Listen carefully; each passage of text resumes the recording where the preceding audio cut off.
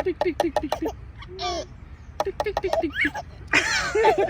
is this the funniest thing ever?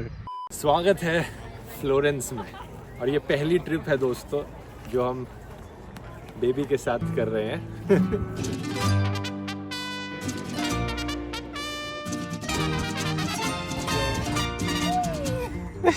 5 साल पहले जब चैनल शुरू हुआ था तब भी पहला व्लॉग इटली से था और आज वापस इटली में आते हैं हम। और आज जिस शहर में हम आए हैं दोस्तों, इसे वर्ल्ड्स मोस्ट ब्यूटीफुल सिटी कहा जाता है। हालांकि ये लोगों की पर्सनल राय है कि आप दुनिया का सबसे सुंदर शहर किसे मानते हो, लेकिन ज्यादातर न्यूज वेबसाइट्स और ओपिनियन पोल्स इस शहर को नंबर 1 पर रैंक करते हैं। शुरुआत करते हैं यहाँ की सबसे बड़ी अट्रैक्शन से, जो कि है ये बड़ा सा कैथीड्रल जो कई मायनों में ताजमहल जैसा लगता है। मेरे पीछे है फ्लोरेंस कैथीड्रल और आप देख सकते हो कितना बड़ा है ये, कितना डोमिनेटिंग है स्काईलाइन। इस कैथीड्रल का डोम आज के दिन भी दुनिया का लार्जेस्ट डोम है, ईंटों से बना हुआ। डायमीटर में 45 मीटर से भी ज्यादा बड़ा है और हाइट में 114 मीटर ऊंचा। बाय कंपैरिजन बताऊं तो ताजमहल के डोम की हाइट 73 मीटर है और विड्थ में वो 17 मीटर है। यहाँ से आप अंदाज़ा लगा सकते हो इस पूरे मॉन्यूमेंट का स्केल कितना बड़ा है। मतलब एक आदमी कितना छोटा लग रहा है इसके सामने खड़ा हुआ।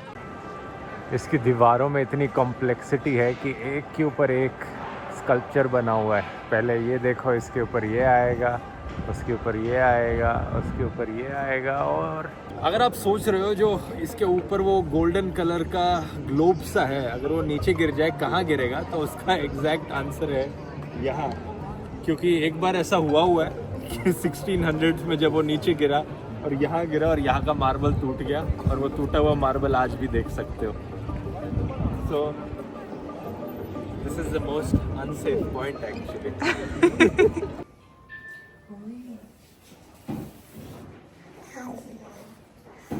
क्या जादू है ये मैग्नेट्स के जरिए।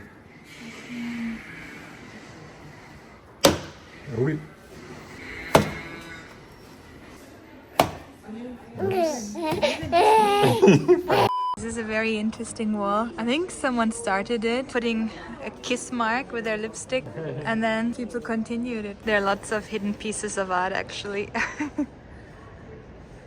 तो यहाँ पर एक्चुअली में 2 ऑप्शंस हैं। पहला तो इसके ऊपर चढ़ना वहाँ तक, या फिर इस टावर के ऊपर चढ़ के वहाँ से इस कैथीड्रल का व्यू लेना। दोनों ही बहुत ऊंचे हैं, लेकिन ज़्यादा भीड़ इसके अंदर जाने की है और यहाँ जाने की लाइन काफ़ी छोटी है, तो यहीं जाने की लाइन में खड़े होते हैं। And all this is actually the line if you've already bought your ticket online. You would think that this is the line for buying the ticket, but no. That's how popular these places are.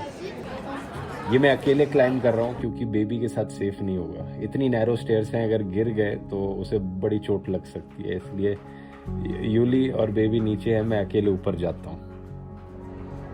तो यहाँ आप देख सकते हो कि सीढ़ियाँ कितनी narrow है, बिल्कुल ही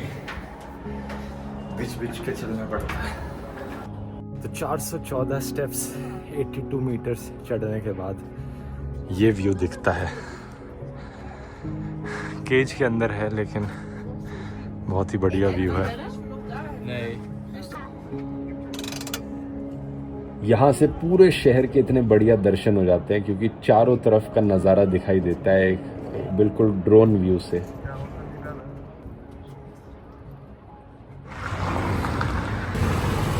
कुछ जगहों पे चलने के लिए जो फुटपाथ है वो इतना छोटा है कि लिटरली चलना मुश्किल हो जाता है। यहाँ पे इतने गाड़ियों के ट्रैफिक के बीच में बिल्कुल भी सेफ़ नहीं है, क्योंकि यहाँ पे ये बीच में चीज़ें आ रही हैं और अगर फुटपाथ पे आगे कुछ पड़ा हुआ है तो और भी मुश्किल हो जाता है। इस मामले में जितने बाकी यूरोपियन शहर वॉकेबल हैं, फ्लोरेंस उतना वॉकेबल नहीं है। गाड़ियों का शोर, गाड़ियों का बीच में आना उतना प्लेजेंट एक्सपीरियंस नहीं है यहाँ पर चलना। And these are the perks of carrying a sleeping baby. Yeah. You can ask your husband to tie your shoelace. That's hardly a perk, I think. I'd rather much tie your shoelace and carry another person on my board. Oh, he woke up. Oh no. दुनिया के सबसे famous inventor Leonardo da Vinci ने भी अपनी learning और पढ़ाई इसी शहर में करी थी। तो यहाँ पर कई सारे म्यूजियम्स हैं उनके ऊपर। आइए लियोनार्डो दा विंची के इंटरैक्टिव म्यूजियम का एक टूर करते हैं।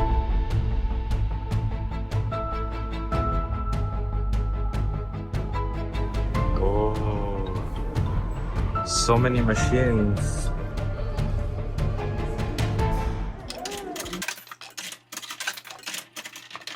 बचपन में मुझे ये चीज़ें बहुत पसंद आती थी, लियोनार्डो की सिंपल सी ये मशीन्स। और इस म्यूज़ियम की खास बात ये है कि ये पूरा इंटरैक्टिव म्यूज़ियम है।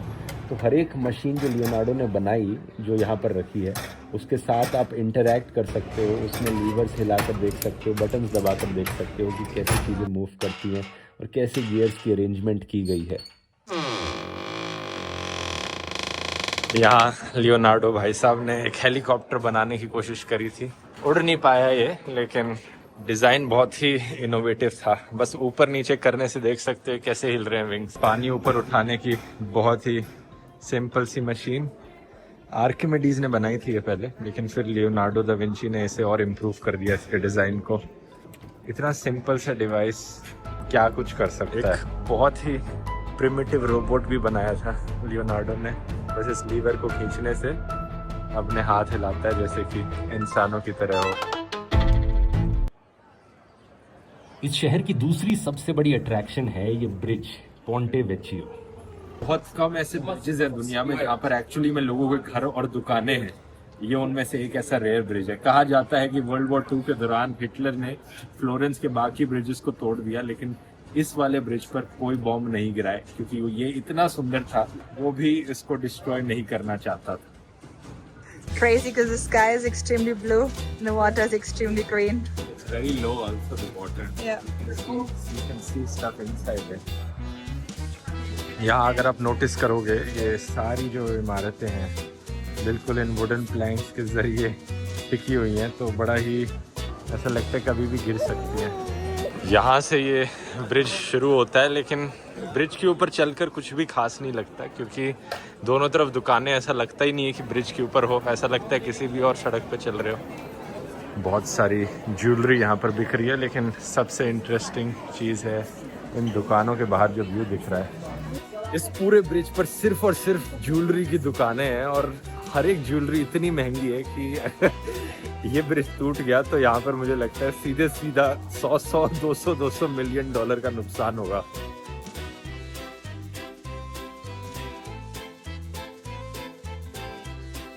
इतने ज्यादा महंगे गहने हैं यहाँ पर। ब्रिज के बीच का ये इकलौता हिस्सा है जहाँ पर कोई दुकानें नहीं है, तो यहाँ से ब्रिज के बाहर देखा जा सकता है। पूरी ब्रिज की दीवारों को यहाँ पर लोगों ने गंदा कर रखा है अपने नाम लिखकर, जैसे इंडिया में भी मॉन्यूमेंट्स को करते हैं।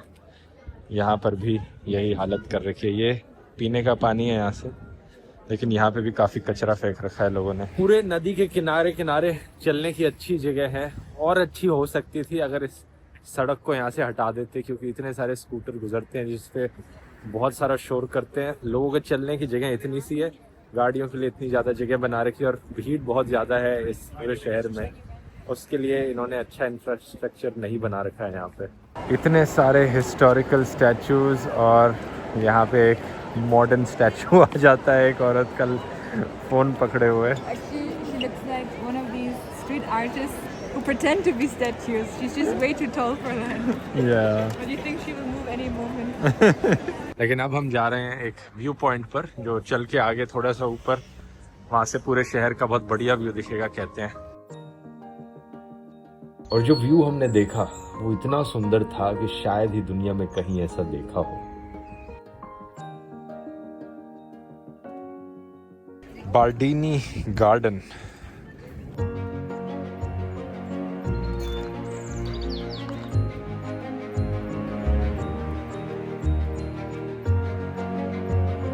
फूल देखो यहाँ पर कितने हैं। पहले यहाँ वाइट फ्लावर्स, फिर पिंक रोजेस, फिर येलो फ्लावर्स का एक गुच्छा, फिर ये पर्पल फ्लावर्स आते हैं, और साइड में हमारे एक पूरा पिंक ट्री है।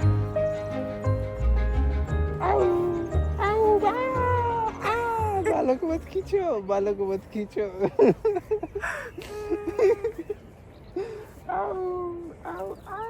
विस्टेरिया फ्लावर्स की एक टनल सी बनी हुई है। एक बार फिर से कैमरे में इतने अच्छे नहीं लग रहे, लेकिन रियल लाइफ में बहुत ही सुंदर है। पता नहीं कैमरे में कलर्स क्यों नहीं कैप्चर हो पाते हर बार इतने अच्छे से। पता नहीं इन पुराने स्टैचूज में ने भी कब से लिप फिलर्स लगा दिए और she just speaking like that, और maybe it's a guy, who knows.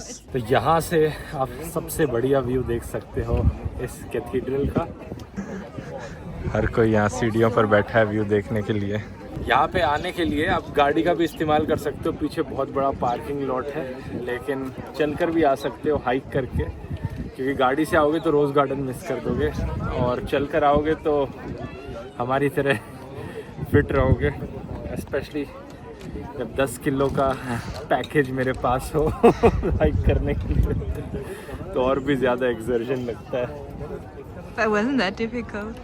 Was it? I mean, For I'm the one holding Okay, I found 10 kilos extra on I me. found it very, very easy actually. Barely an inconvenience. सब जगह एस्फॉल्टेशन करके waste कर रखी है इस जगह को। इसकी जगह यहाँ भी अच्छे पेड़ उगाए जा सकते थे, जैसे वहाँ नीचे उगा रखे हैं, कहीं ज़्यादा बेहतर होता इस जगह पर। लेकिन लोगों की भीड़ देख सकते हो कितनी है, बहुत सारे लोग आए हैं। और ये तो सिर्फ ऊपर का प्लेटफॉर्म है, एक नीचे भी प्लेटफॉर्म है जहाँ पर बहुत सारे लोग खड़े हैं उसके इधर, और यहाँ तो पूरी लंबी लाइन लगी हुई है। इस रोज़ गार्डन में बहुत सारे लोग बैठे भी हुए हैं यहाँ पर। बहुत ही अच्छी जगह है रिलैक्स करने की, एक बड़े ही एपिक व्यू के साथ। ये व्यू दिख रहा है आंखों से।